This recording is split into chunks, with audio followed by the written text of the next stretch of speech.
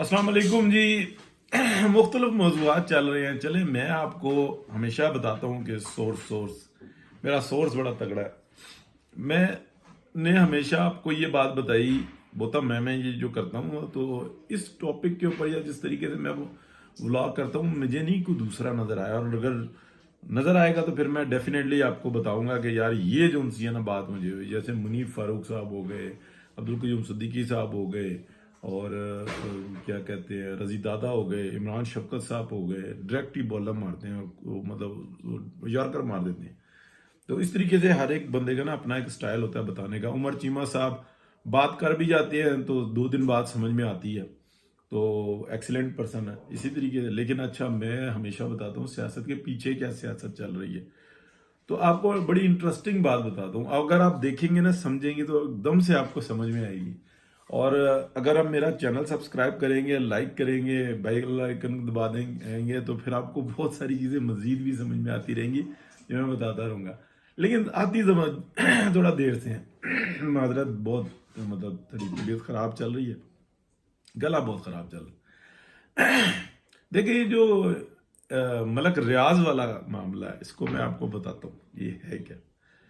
जब भी कोई नई रजीम आती है ना, जो रियासत बनते हैं, तो वो कोई ना कोई ऐसा काम डालती है कि वो फिर शाबाशियां हासिल करती है। वाह वाह वाह, क्या मामला है।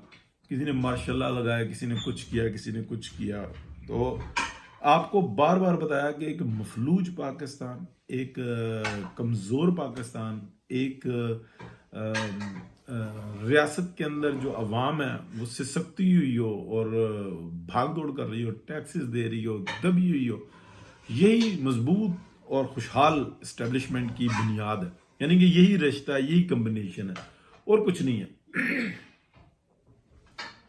इस वक्त में क्योंकि एक बात नज़र आ रही है कि एक तजर्बा दूसरा तजर्बा, यानी कि आपको 2013 में एक पाकिस्तान नज़र आता है कि आगे निकलता है, 17 के अंदर हुकूमत पलट दी जाती है और शाहिद खाकान अब्बासी, मिफ्ता इस्माइल और ये वाली टीम जो उनसी है ना ये आगे आ जाती है।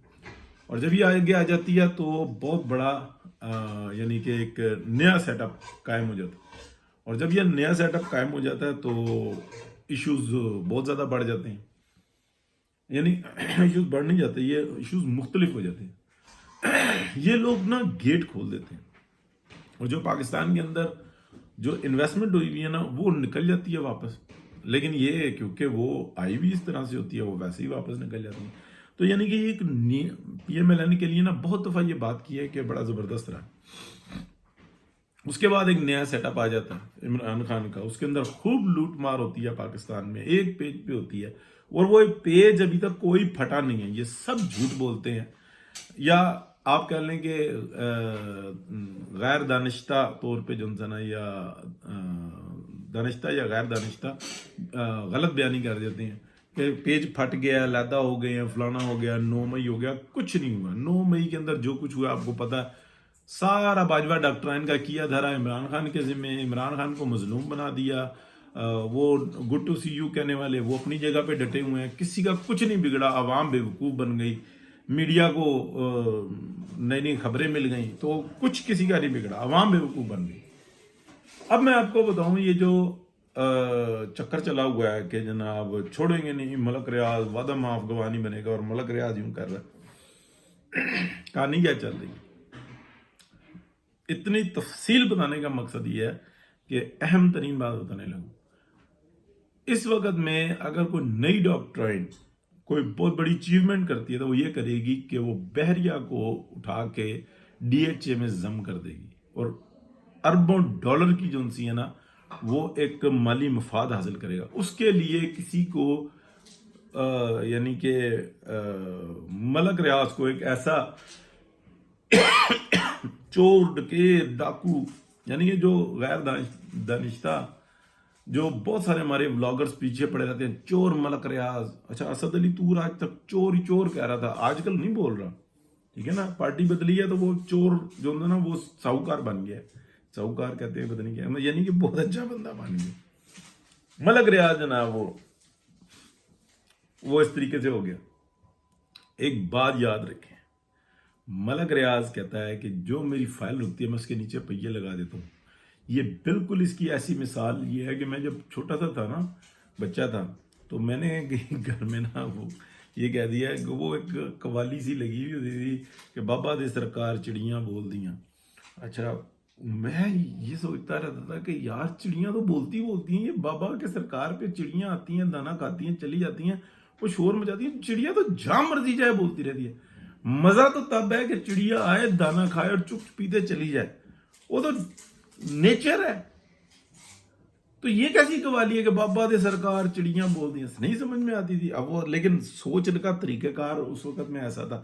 اب یہ بات آپ کی بھی سمجھ میں بھجن، یہ تو نیچر.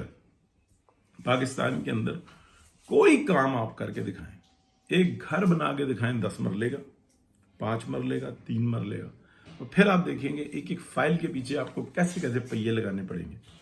ٹھیک ہے، آپ کام کر کے دکھائیں پاکستان کے اندر، تو آپ کو بغیر پہیوں کے کام ہوتا نہیں نظر آئے گا. اتنی کالونیز ہیں پاکستان کے اندر. ٹھیک ہے، ڈی ایچ اے تو ایک ہے نا کہ اس کے راستے میں جو آئے گا بائی ہک اینڈ کروک وہ کر کے رہیں گے. ادھر تو کوئی مسئلہ ہی نہیں ہے. یعنی کہ جس نے سائن کرنے نا، سائننگ اتھارٹی خود آگے کہے گی کہ مجھے بتائیں، بلکہ میں پیپر بنا کے سائن کر کے دے رہا ہوں، آپ اپنی جگہ پہ جو ہے نا اپنے کر لیں. یعنی کہ یہاں تو یہ والا ڈنڈا ہے. باقی آپ جتنی کالونیز ہیں، چلیں بیریا ٹاؤن کو ٹاؤن سے ہی کمپیئر کریں گے نا، orange compare not with apples, تو اورنج کو اورنج سے کریں گے. جتنی پاکستان کے اندر، بلوچستان میں، سندھ میں، پنجاب میں، کے پی میں، کشمیر میں، گلگت بلتستان میں جتنی کالونیز ہیں، آپ بتائیں کہ کسی کا کوئی کام بغیر پہیوں کے ہوتا ہو؟ کوئی ایک شخص نے بتایا ہے، اس نے تو کھل کے بتایا. وہ شخص ہے ملک ریاض، جو 1 کروڑ روپے کا گھر بنا کے آج سے 15 سال پہلے وہ ایک غریب آدمی کو کہتا تھا کہ تم آ کے یہاں پہ رہو، 2-2.5 مرلے کا گھر میں تم کو بنا کے دیتا ہوں، اور وہ جو 4 کنال کے گھر میں رہ رہا ہے وہی فیسلٹیز تم انجوائے کرو. یہ تو وہ شخص ہے. وہ جی یوں تھا جی، فائل دی جی، اس نے بتیاں آگے لے گیا جی، جنگلات کی زمین پہ قبضہ کر لیا جی، یہ کر لیا جی، وہ کر لیا جی. ڈی ایچ اے کہاں پہ بنا ہوا ہے؟ باقی دو کالونیز کہاں پہ بنی ہوئی ہیں؟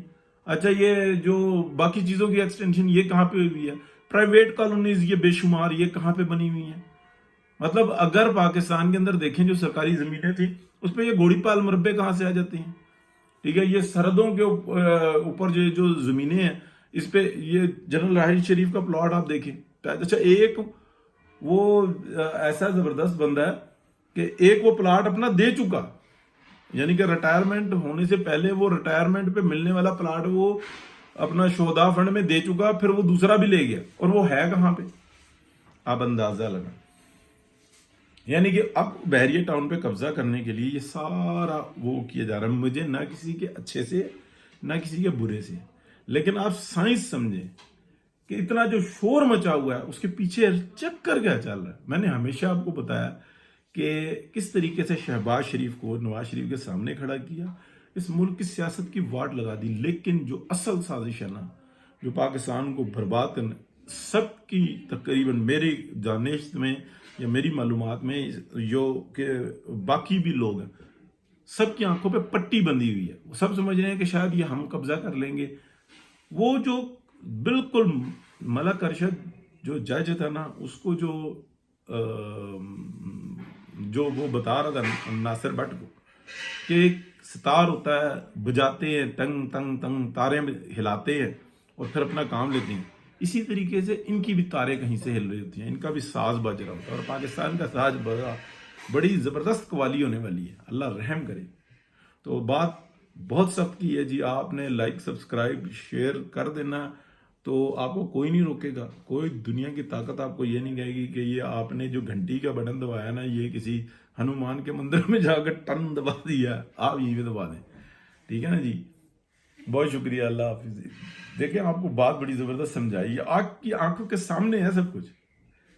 ٹھیک ہے، اور سورج بھی بڑا تگڑا ہے. اور ایک مطلب ایسا نہیں ہے کہ کوئی 2-4 بندے آپس میں ڈسکس کر رہے ہیں بہت بڑے پیمانے پہ. لیکن ہے کیا کہ میری جو ہے نا خواہش یہ ہوتی ہے کہ خبر آپ تک پہنچا دوں. وہ اپنے مالی مفادات حاصل کرتے ہیں. ایکسیس ہے. بہت شکریہ جی. اللہ حافظ.